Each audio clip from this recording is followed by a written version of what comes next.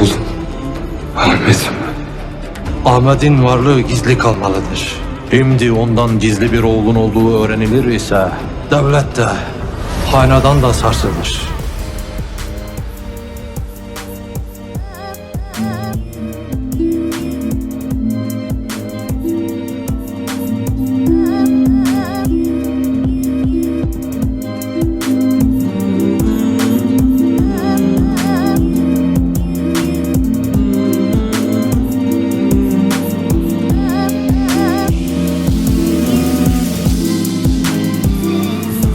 Demek canımızı kurtaran yiğit sensin.